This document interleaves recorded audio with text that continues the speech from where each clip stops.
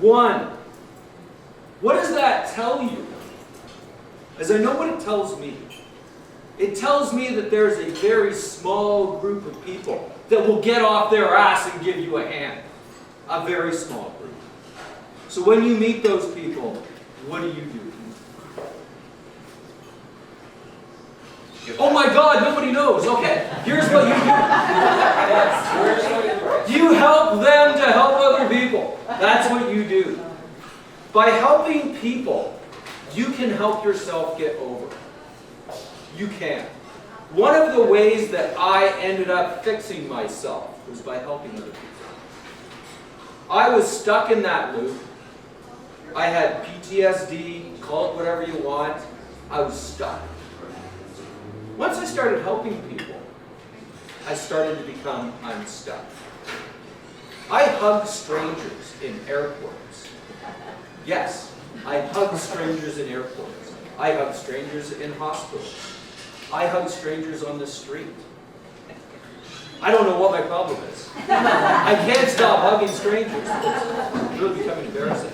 But one of the things that I have noticed when I hug a stranger is what I get out of it, right?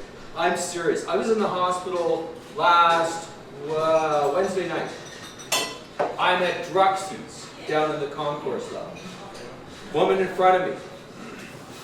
Blah, da, da, da, da, back and forth. In case you're not aware of this, I'm a little bit chatty, right? So, blah, da, da, da, da, back and forth. So she ends up walking away with her food and coming back because she forgot napkins, right?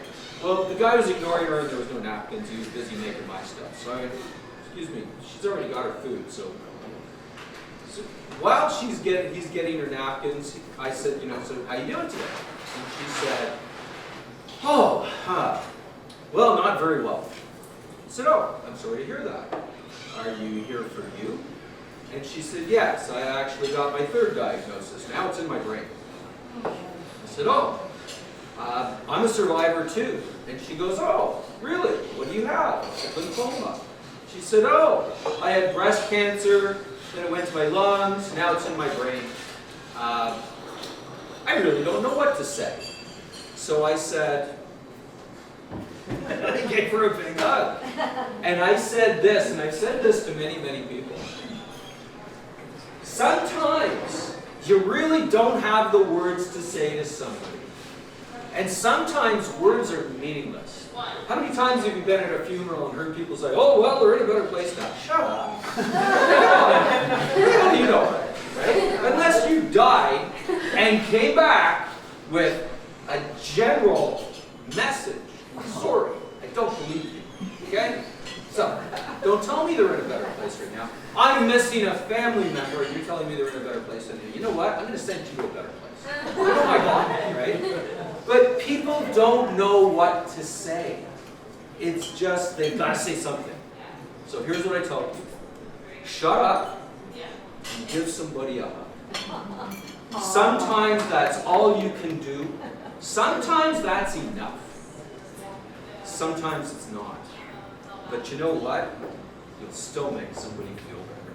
You really will. Helping people helps you. Now you'll notice that I'm wearing a hat that says Razors of Hope. Razors of Hope is another event that we handle with the Terry Fox Run. It is a young man named Jason Hellman who decided he was going to help people. And one of the things that he does is a head shave. And ladies and gentlemen, for the first time since 1970, I got a head shave. We raised over $6,000. Now, by the way, thank you. I actually had hair to lose. So I actually had hair. The last time that I had a head shave was 1970. I was 8 years old. And my father took me, at my mom's behest, to get, quote, a haircut. This was 1970. For those of you that remember 1970, everybody had long hair. Well, my dad walks me into this barber shop, and while the guy's putting the seat on top, I don't know if you guys remember that, there was a board that went on top because it was small. So, while all that's going on, my dad sits down with a Playboy magazine. and never lifted his eyes again. And I can remember it so clearly. I'm watching him in the mirror. He's behind me. Right? I'm watching him like this. And he never looked up. And I cried. I remember it so clearly. I cried. I was the only kid in my school that had a brush cut. Everybody else was cool with long hair. I had a brush cut. I never in my life read a Playboy.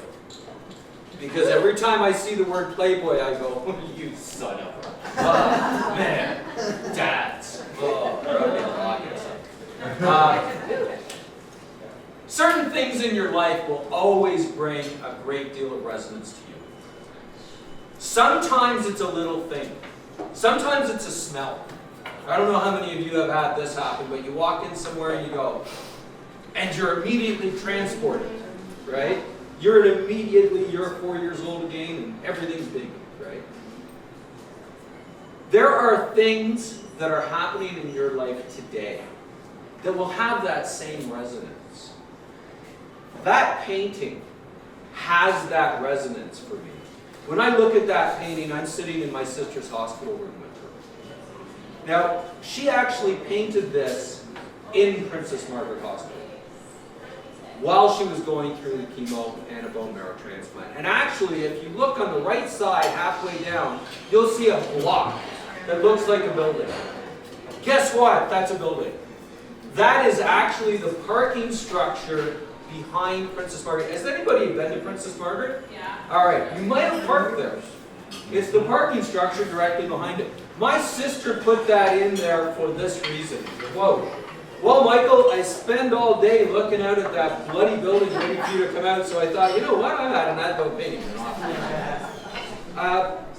There are things in this painting that have very personal meanings to the artist. It doesn't matter, because everything in the painting will have something for you as well. If you've got a family member that's gone through cancer, or if you've gone through cancer, if you look at this painting, you're going to see things that resonate with you. You're going to see a word, you're going to see a color, you're going to see something that you go, that is an incredible gift. And that, ladies and gentlemen, is the gift that my sister has left behind. She had 2 wishes for me. She asked me if I would perform her eulogy. That was the hardest thing I had ever done in my life. And by the way, I had to relearn how to walk at 29 years of age. And the 20 minutes that I spent giving my sister's eulogy was harder than that. It was literally one of those moments where I don't really remember exactly what I said, but I do remember the feeling that I got from the people that were sitting there.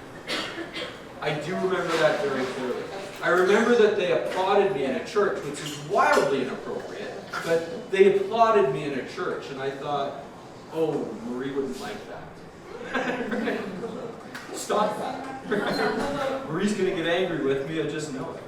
But this is the kind of thing that you do to help others.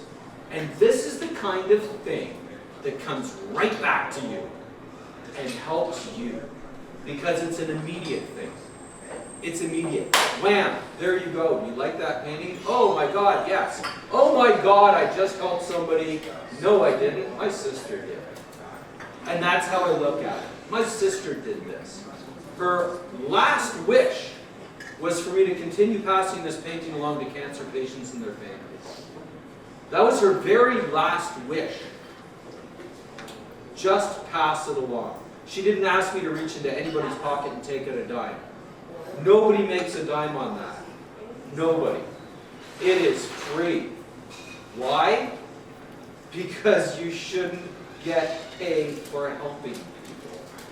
You should want to help people. And that, ladies and gentlemen, is a message worth remembering. Want to help people. And guess what?